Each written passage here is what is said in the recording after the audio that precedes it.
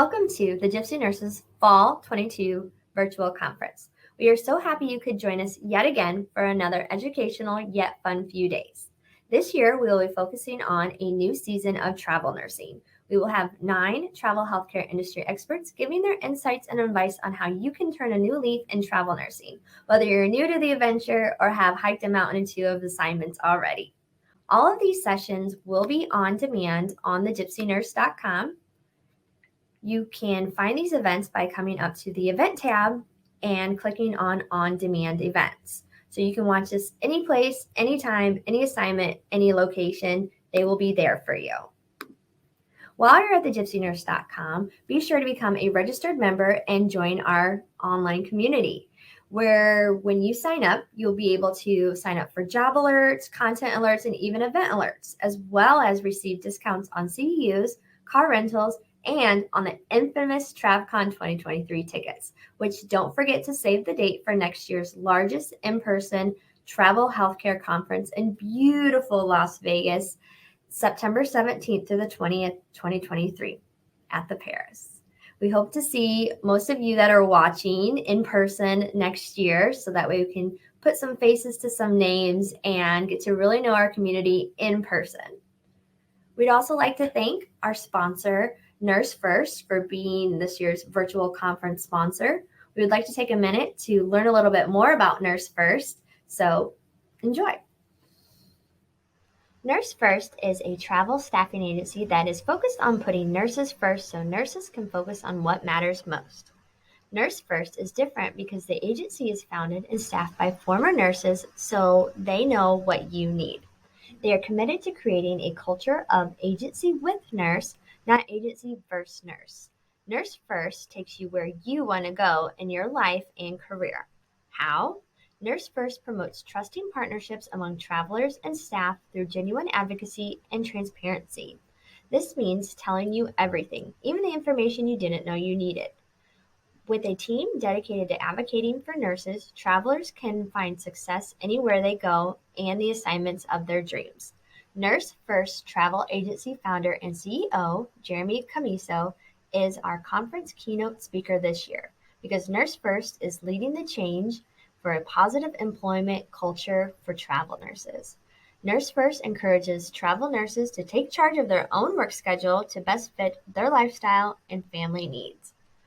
Nurse First turns travel nurse staffing opportunities into incredible employment experiences.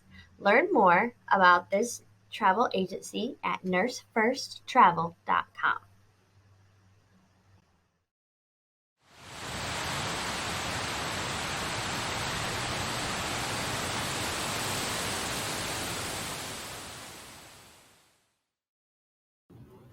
Now, travel nursing isn't a bunch of hocus pocus, and here to share that first time travel nurse mistakes and what you should do differently is Brandy Pinkerton from Travel Nurse 101.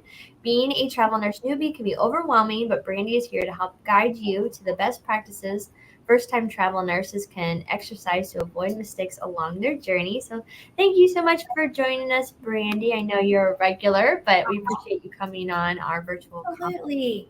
Thank you so much for having me. I greatly appreciate it. It's always a pleasure doing a live with the Gypsy Nurse. I just love you guys. So we love you too. Well, awesome. Well, just a little bit about me. If you haven't seen any of our lives before, I'm Brandy Pinkerton, and I have been a NICU, PICU, flight nurse, travel nurse for almost 20 years. I just can't even believe that. It just blows my mind every time I think about it. Time does fly when you're having fun, but so 20 years worth of experience. I've been traveling for about 5 years, so have a lot of experience just in the travel nurse industry.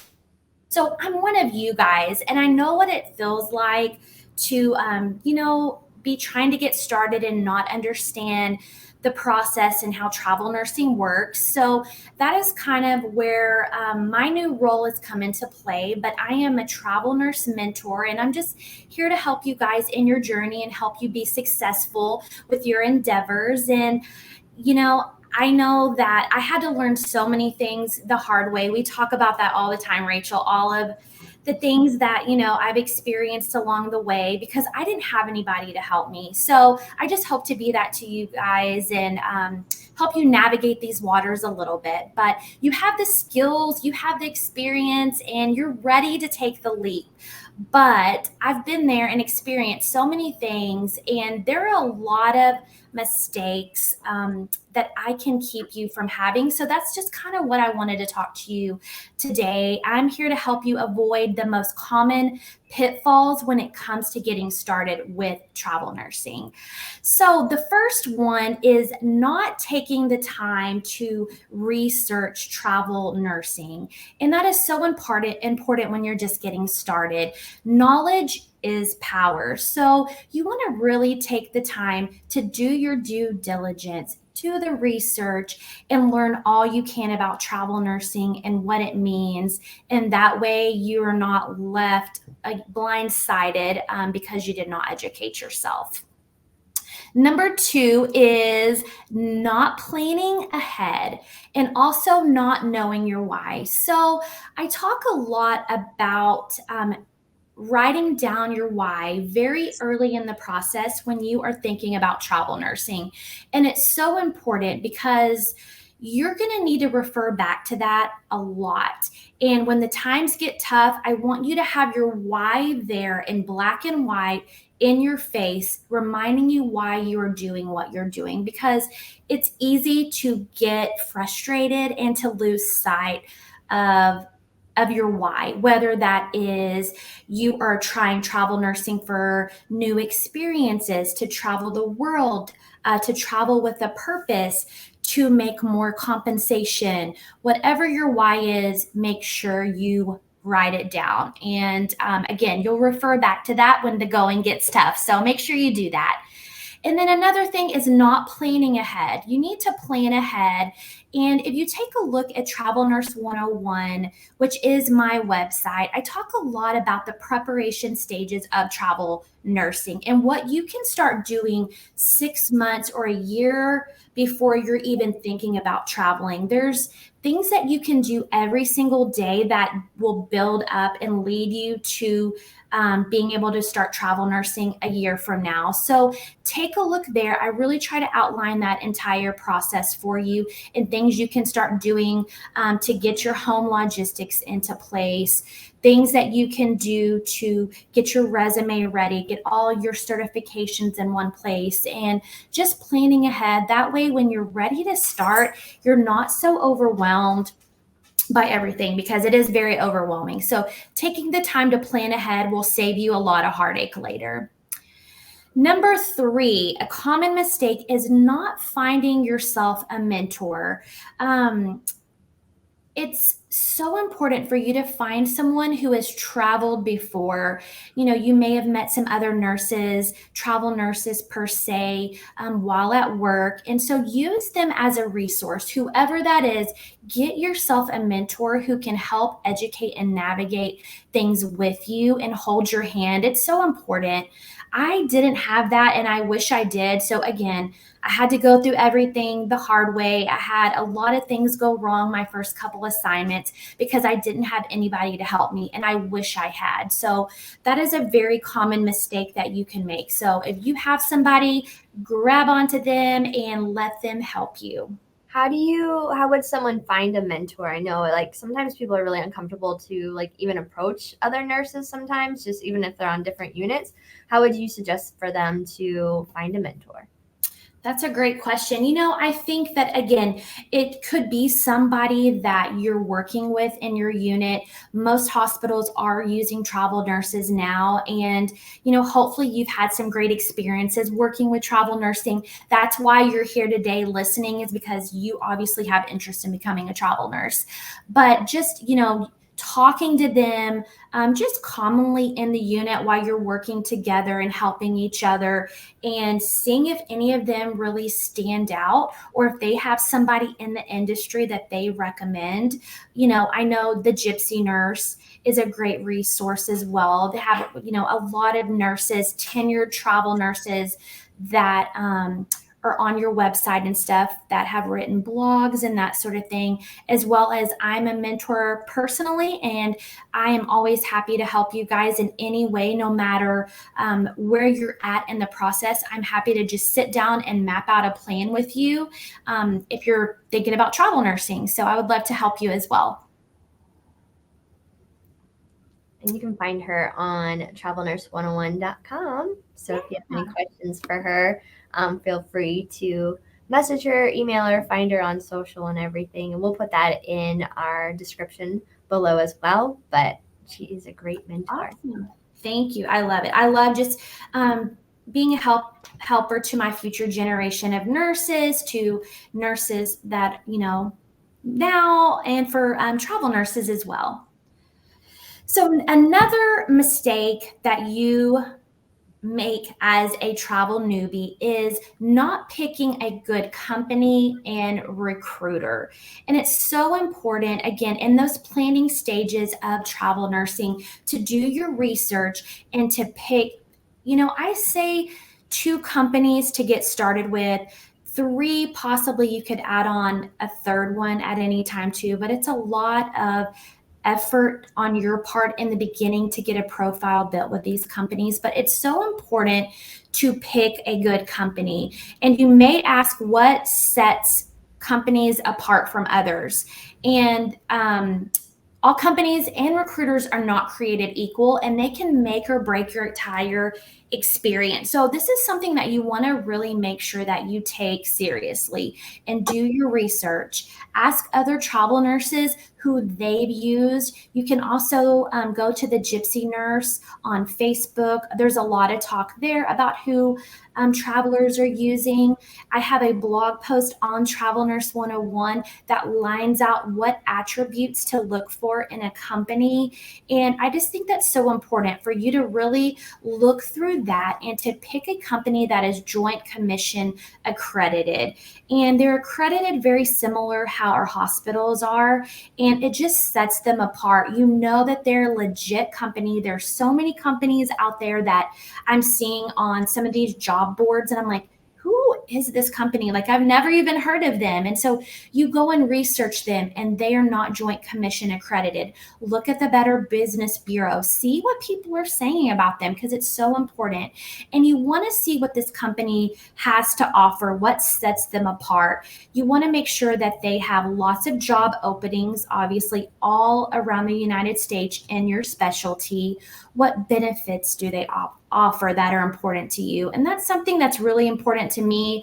I want to make sure that I have good benefits, health benefits, PTO, 401k. We all have different goals and stuff, but that's something to really consider when you're picking an agency. As well as a recruiter. Your recruiter can make or break you. And so it's so important for you to find one that you feel like you just mesh well with, and that you don't feel pressured, and that you have they have your best interest in mind. So that's really important when you're talking to these people, getting a feel for, are they listening to you? Are they communicating well? Are they ghosting you? All of those things. You want to make sure that you really find a recruiter that you feel like you mesh well with, and that's going to work very hard for you. I agree. Yeah. Too, when you're thinking about your agencies and you do some research and realize what you're going to need as a traveler, just write down, like with your why, just write down your non-negotiables too. Be like, I need a 401k. I have to have insurance. They have to find my housing for me. I'm not going to do that. So I think just doing that and then check marking every time. And your assignment doesn't have to be, you don't have to always jump at that assignment just because it's there. You can, make sure that it checks majority of your boxes that you need to survive. I agree. That's so important. And that actually kind of goes with my number 5. And that's not communicating well and not knowing your must-haves and your deal breakers. That's so important, like you said, to write that list down and to know what you want out of this, for things that you're willing to be flexible on, whether that's, okay, I can be flexible on my location, but I have to have day shift or whatever it is. Knowing your non-negotiables early on as a new travel nurse is so important, because you want to be able to communicate that to the recruiter. So they can't work for your best interest if they don't know what that is. So you have to know those deal breakers. And I think that you always should be a little bit flexible for sure as a new traveler, but you do have some things that you're just not willing to negotiate on. So just hold firm in those and know what those are.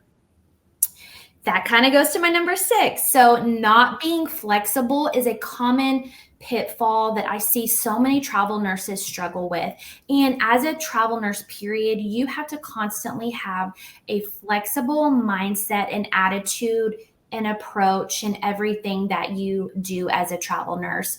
So it's so important just to be flexible, and especially with that first assignment, because some hospitals do not allow first-time travelers, and your recruiter will be able to communicate that well with you, but you want to make sure that you really understand that. So you may not get your pick of assignments your very first travel assignment, and that's just being 100% honest. You very well may, but there's always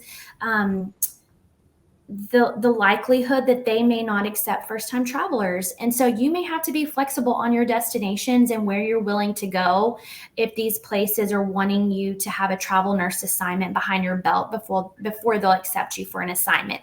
And so that means your next assignment that you can be submitted there and hopefully go there for your second assignment. But sometimes that very first assignment and just getting that one behind your belt is the hardest, but after that, it gets easier and easier every single time. Number 7, this is one that we laugh about because I tell my personal friends this, but not taking the compliance process seriously. And it's the part as nurses that we all probably hate the most. Like, it's the not fun part of travel nursing. But the compliance aspect of things come after you are submitted, that you interview, you accept your contract, and our compliance department for whatever agency you're working for, they have to get all of your documents and everything that the hospital is needing ready to go for you. So you have to take that super seriously, because you have only a certain window of time to get it done, or you could delay your start date, which nobody wants. So I know it stinks, but just take the time those first few days after you accept that contract and get all of those compliance pieces done, which includes any certifications, license, drug screens, vaccination records. Those are some of the things and the pieces that the compliance people are going to want from you. So just dedicate some time to knocking it out, because it's not fun and we all have to do it. So you don't want to wait last minute, because no, if any hiccups, then no good. absolutely, I agree. And just, it's not, I feel like for me, it's just the part that I hate the most, but it's part of it. Like, we have to get it over with and you'll be good to go. Another mistake that I see a lot of travel nurses do is just skimming over their travel nurse contract and not fully taking the time to read it and to understand it. And it is the most important document in this entire process. So you want to really take the time to read over every single word, make sure that you understand. If you don't, ask your recruiter to explain everything. If you need to seek legal counsel to understand something, I'm not opposed to telling you to do that either if it doesn't make sense to you, but make sure you understand that contract, because it's so, so important, and it's your livelihood, and you're going to go back to that if anything goes wrong in your assignment, or you're asked to do something that maybe you didn't negotiate about. And so everything is written in that contract. And on travelnurse101.com, again, I have a blog post about your contract and every single thing that you need to have listed out in the contract. So it's all super important. So take the time, go over, jot it down, save it for future, but it's there as a resource for you too. And I think too, if you know, like, a lot of your contract is going to give you confidence too. Because if you're going to be asked of something that you don't think that that you're not going to be able to do, you can even say, contract's right here, I can't do it. Instead of being like, ooh, I don't know if that's in my contract, or, even doing it and then going back and looking like, oh, I wasn't even supposed to do that. So that's just having the knowledge. That's kind of been a theme throughout the whole conference, is a lot of people are talking about knowledge, and having that knowledge and just having the confidence of knowing what you're there exactly to do is perfect. I agree. And it sounds silly, but I always print it off as well. And I keep a paper copy of it with me on my assignment at all times. Because unfortunately, again, I told you I had to learn all these things the hard way. I did have to use it and pull it out to a manager and show them where I could float to. And until I pulled out that contract, and I hated to use that, but she wasn't listening. So it's there if you have to have it. But I had my contract, and I told her, hey, this is listed right here. I can float to these units.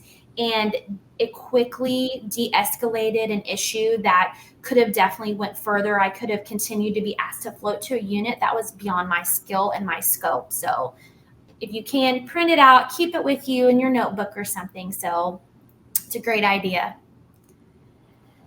So another rookie mistake is not making sure that you have the proper license. That is such a big deal. A lot of times these facilities won't even let a recruiter in a company submit you if you do not have the proper license for that state. But sometimes they're like, yes, well, you can be submitted, and then we'll work very quickly to get your license taken care of. So what that means is you have to work very quickly to get that license taken care of, if that's the case, because you would not want a license issue to hold you up or delay in that assignment. And if you don't get the license in time, then they can even cancel your contract. So take that very, very seriously. I even encourage you early on, depending on what license that you have, whatever state, if you have a compact, that's super helpful. But say you're wanting to go to Washington, which was me. I knew I wanted to go to Washington State. And so very early on, I went ahead and I applied for that Washington license. I didn't wait around to see my dream job pop up. I wanted to be ahead of the game. And so I applied for a Washington license. And the same with California. If you are considering California, go ahead and start on it now. If you're thinking about traveling down the road, it will not hurt to start on it now, because I'm hearing that process does take a while, and some nurses are having to wait. I've even heard 6 to 9 months to get a California license. So if you know that's a place you want to go ahead now and make that license a priority. Tell your recruiter very early on, hey, I would like to go to these states. Can you help me obtain those licenses? And a lot of companies have a valet program that they can help you obtain that license. And they will also, if you took the time to get the license before and you take a assignment with them in that state, they'll reimburse you for that license. So that's super helpful too, which I really appreciate. So if you went above and beyond early on, you can still get reimbursed for that license as well. Another rookie mistake as a new traveler is not letting your company help you with housing. And so again, we talk a lot about how overwhelming getting started with travel nursing is, and housing is a big pain point for a lot of us, even tenure travels. And kind of as our economy has changed and housing is more expensive more than ever, we're seeing right now, it is more important probably than ever to really give your company a chance to help you with housing, especially for that first travel assignment. And it just takes so much weight off of you while you're concentrating on all these other things. There's so many other things that you have going on that are on your plate. Let them take that off of your plate and help you with housing. That is what they do all day, every day. And so picking a company that has a dedicated housing department is super important. So always remember that and utilize them. They're there to help you. It's what they do all day, every day, and can really save you some headache, early on when you're considering traveling. And then we were talking earlier about housing and everything, and how you said in the summer, some places will up their rates, or sometimes they'll kick people out during the summertime because you locked in a lower rate and they're like, get out. So it's really important to, really rely on the agency, or if you have any issues, you can call them up and say, hey, I can't even get into my housing. They're going to be right there, or at least they should be. And, they're going to be in every step of the process. And it's just one less thing you have to worry about for that time. Yeah, I agree so much. And a lot of them will even take some of the financial burden off of you up front. So again, you have all of these other things that you're worried about, and they'll even help you with some of the deposits and that sort of thing, which can be super helpful when you're starting out travel nursing as well. So another one is not being prepared for your travel assignment. And I mean, after you accepted that assignment. And what I also mean is, I encourage you to try to get to your assignment a little bit early if you can, especially for your very first travel assignment. It's so important. And you have all this anxiety probably built up about the entire thing, and just getting there and getting settled the weekend before, moving into your housing, going to the grocery store, meal prepping, laying out your scrubs. I even encourage you to take a drive to the hospital where you're going to be going that Monday morning for orientation, and mapping out how far your housing is from the hospital. Where are you going to park? All of those things. If you get there early, you can go kind of look at those things and really have the opportunity to be more prepared than if you just just show up the day before. And also, I've seen people that plan to show up the day before, and you never know, like they've had car trouble, or if they've traveled by airplane, they've had delays there. You just never know. So it's super important to allow yourself a little more time. Go enjoy the area that weekend before, and hopefully, you'll get to meet some other travelers possibly in your housing as well, and just get there and get settled. I know that really takes a lot of the pressure off of me for starting orientation for the very first time. And no matter how many times I've done it, right before every new assignment, I still get like this little bitty bit of anxiety, and like my stomach's kind of in knots, and it's exciting, but it's also like scary. And so again, even as a 10-year travel nurse, I think getting to your destination a little bit early, getting settled in, and getting just really ready, really every single time helps take that stress level down for me a lot. Definitely.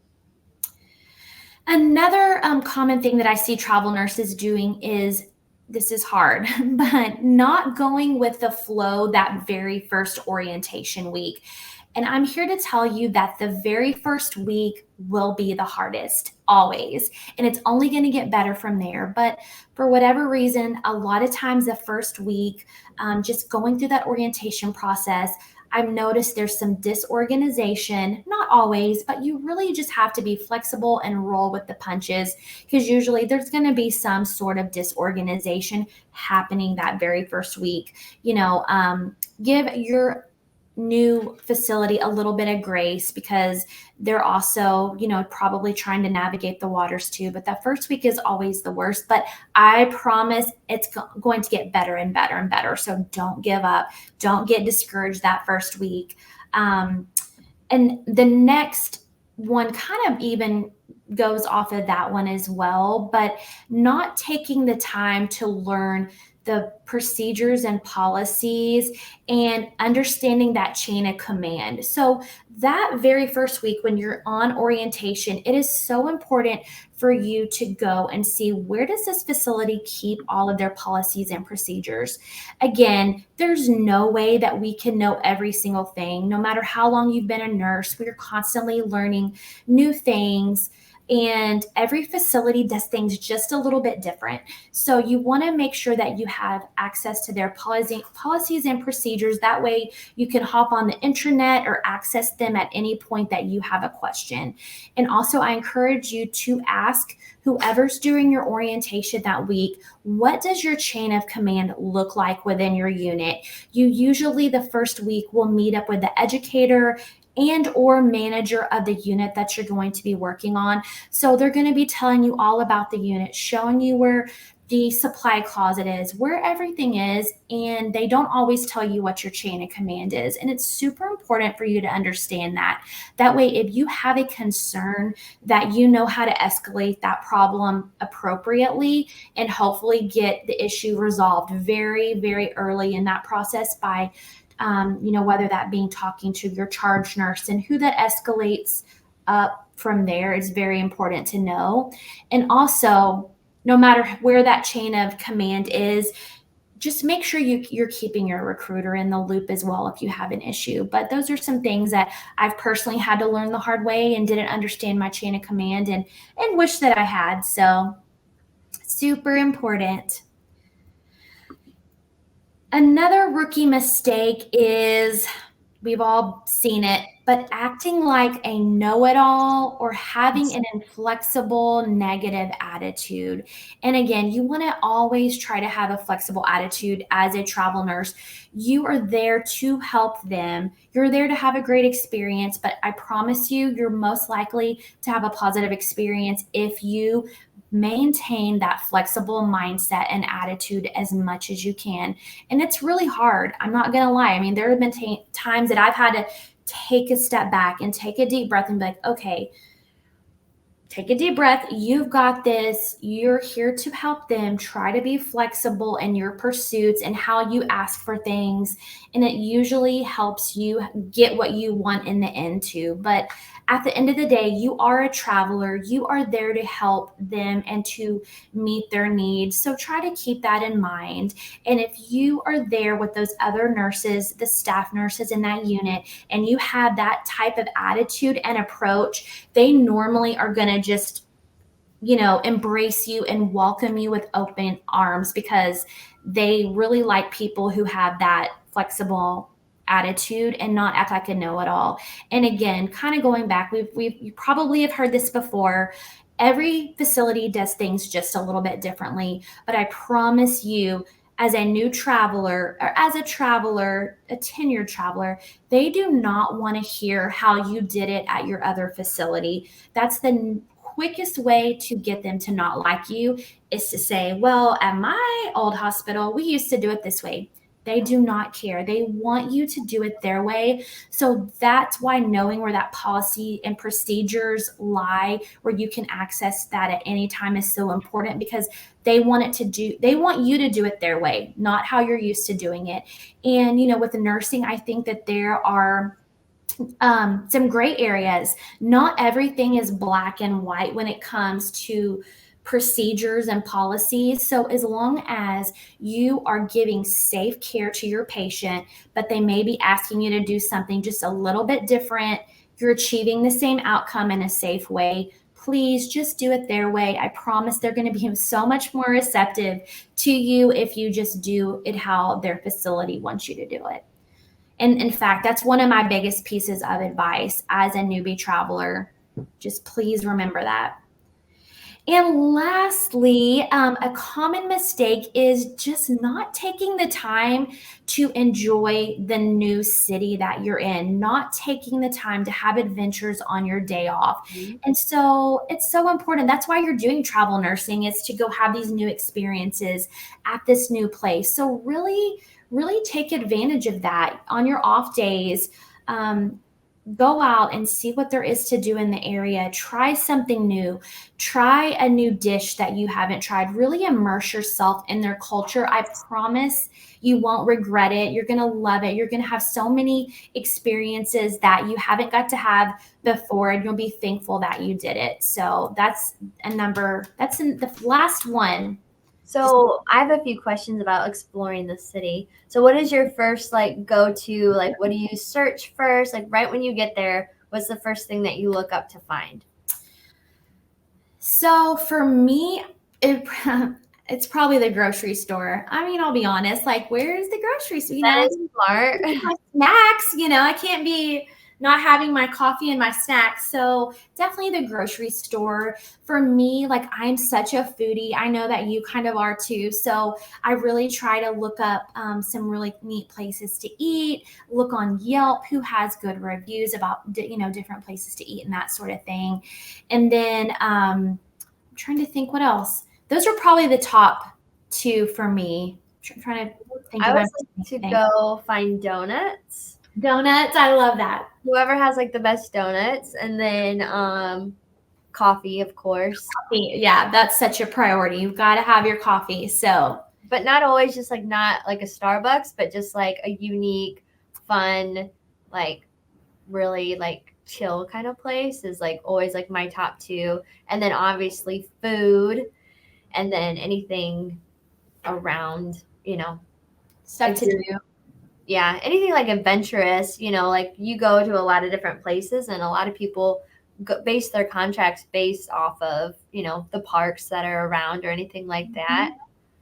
And I think too, yeah, just seeing what's around. Yeah, I love that donuts. But and I'm going to San Diego in a couple weeks, not for an assignment, but one of the things I do is I start researching before I go, and I ask other people like, "Hey, what do you recommend?" I post on my Instagram story, "Hey, I'm going to, send me all things San Diego. I'm headed there in a couple weeks." And so many people have already sent me like, "Oh my gosh, you have to eat here. You have to do this. You got to go have wine here." And so I really love how the travel nurse community in general just really, it's a small knit group and we all kind of look out for each other. But if you even make a post on your social, like a lot of times people will have recommendations about kind of the hole in the wall places and things that you don't want to miss while you're there. So take advantage of that as well. And even asking your coworkers and patients too while you're there. Yeah. You It know, gives you something to talk about with them and help you seem like you're genuinely interested, again, in their culture, in the area. I always talk to my patients' parents about stuff like that. They're always telling me where to go eat, and when I'm feeding their baby, I'm like, okay, so what are the must dos here? And it really, really opens that door. Just to have an open line of communication, them feel like you're just trying to be personable and interact with them. So definitely. Now, we talked about a lot of mistakes. Do you have like one or two mistakes that you did when you first started out that you like learned your lesson on?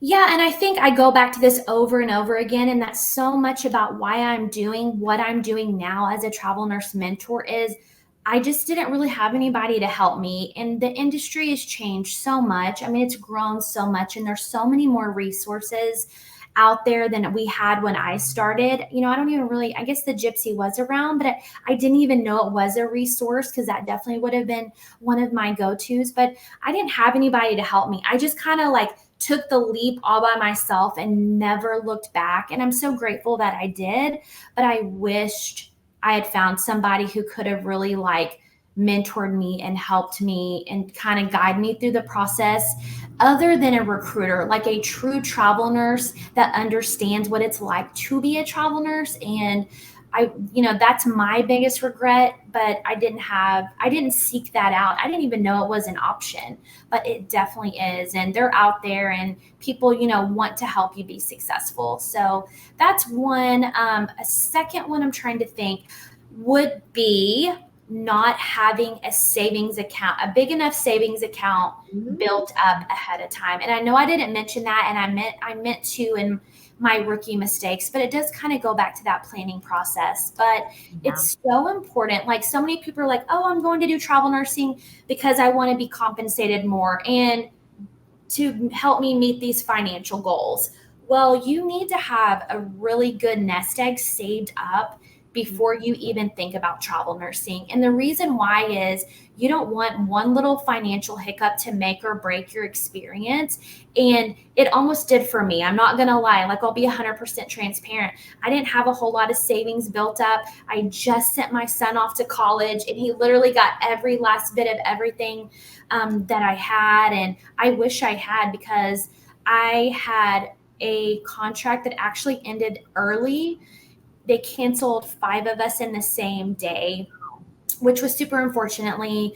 But they had a low census and it happened to all of us. And it could have been a really financial disaster, if I wasn't prepared. And so that's why I talk a lot about making sure that you have a good savings account. Build up ahead of time, at least about 3 months of savings. You could get sick. Your car could break down. I mean, I see so many disasters that these nurses have experienced, and you just want to always make sure that you're ahead of the game. And also, like, having a little bit of financial freedom also helps you to not have to jump on the first assignment or the first thing that you see coming, because you're like, oh my gosh, well, I already put in my notice at my staff job, and so I've got to take this assignment, but I don't really want it. It gives you a little more financial freedom to, not take the first thing that comes your way if you really feel like it's not the best thing in your interest. Oh yeah, that's really important. We do have some questions that came from our community. Someone asked, what are some top questions I should ask a recruiter when, first meeting them? That's awesome. That's a very great question. And it kind of is something I spoke a little bit about earlier, is especially on some of these job forums and postings, these groups that I'm seeing on Facebook, I'm seeing just people make posts and like, hey, I'm an RN for 10 years and I'm looking for a job here in this, all of these things. And they have like 20,000 recruiters respond to that post. And I just look and I'm just over here like cringing and shaking my head, because I wish I could have like talked to that nurse, because I never would encourage you to do that. You're just setting yourself wide open for just any single agency or recruiter to comment, and you know nothing about them. And so the big thing is you want to make sure that they work for a valid agency. Again, it goes back to making sure that they're legit, that they work for a company that you want to work for. You can interview them too, and that's super important. So you can ask those questions. You can say, okay, what company do you work for? How long have you been a recruiter? What experience do you have? What support do you have to offer me throughout this process? Where do you have assignments? Do you have assignments in my specialty? And just also have that clear line of expectations set up front, because that's going to really set you for success. But don't be afraid. It's an interview process for them too. And you'll get a feel for if you feel like there's somebody that you jive well with, or you're like, oh, absolutely not. I did not have a good interaction with this person. And go with your gut. If you feel like they're not a good fit for you, then that's okay. There's plenty others out there that you probably will mesh well with. So those are the questions that I would ask. And I think it's important too, you spoke on just asking them, like, do you even have my specialty? Because a lot of that stuff is a long process for them to be like, oh, we don't have anything at the moment for your specialty. Then you just went through that whole long process. Like, that should be, I feel like, probably one of the top, first few questions. Yeah, I agree, because you're not totally, and you don't want to waste your time, their time. Time is of the essence. So that's so important. And, especially if you kind of have a unique field of specialty, I would make sure to ask that right away. Definitely. So moving on to that, someone asked, what should I look out for to make sure I have a fair contract? So that's a great question. Again, your contract is the most important legal document that you will have during this entire process. So do not take it lightly. Make sure you make every effort to understand it. It does get really wordy. So again, talk to your company and your recruiter about explaining everything. And if you need to, I've even had nurses that have spoken to, legal services to get their questions answered if they have any. But it goes back to, again, knowing your negotiables and your non-negotiables, because those are what's going to kind of go into that contract. And over at travelnurse101.com, again, I have a whole entire blog post about step-by-step every single aspect that you need to have in your contract. So I won't go over all of those, but it's fair when it has everything that you're asking for, and everything to protect you during that assignment. And again, I feel like some of these contracts tend to look out for the facility. So you want to really, really come through that and make sure that it has your best interest again, because it's something that you may have to use as a resource and go back to and pull out, to a manager or that sort of thing if something happens that you're not comfortable with. So it's very important to take that seriously. Great, thank you. And then the last question that we have, tips for working cohesively with the staff nurses. Yeah, I think there's a lot of misconceptions about, like, oh my gosh, staff nurses, they don't like travel nurses, they treat travel nurses poorly. And for me, personally, I have not had that experience. I've always had a really good experience. And you have those one mean nurses at every place, that's just how they are. And no matter whether you're staff or a travel nurse. And again, I think it just really goes back to you going in that first week with that flexible, positive, helpful mindset that you're there to help them, that you're one of them. Do not act entitled. And whatever you do not discuss pay with the staff nurses, because that's one of the biggest and quickest ways to just get them to not like you, I think. And it's not something just professionally that I talk about to other nurses. That's your own private information, and it could definitely cause some hurt feelings if they find out what you're making compared to what they're making. And there's so many other things that are involved in that compensation package that if you hear what someone else is making, you're not comparing apples to apples. And so I just always hate to hear when that type of discussion is going on, and especially amongst travelers, because the staff nurses don't want to hear it. They're doing the same job that you are, and maybe for whatever reasons, personally, they're not able to go do travel nursing, or they would. And so just being very quiet and mindful of that, asking questions, trying to genuinely get to know them and be a part of their unit and be helpful. I know we all hardly ever have extra time when we're done providing all of the care, but if you do, just as much as you can, offer an extra hand or offer to grab them some ice water or a coffee, anything that you can do to just genuinely show that you're helping. Go grab them something from the supply closet or whatever you can do to be helpful. They'll just really, really appreciate you, and they'll know that you're there to help them and that you're one of them. And so it's so important, if you want to work cohesively, to have that positive attitude, I think, is everything. Oh yeah, great advice. Thank you. Thank you so much, Brandy. Do you have any last words for the community?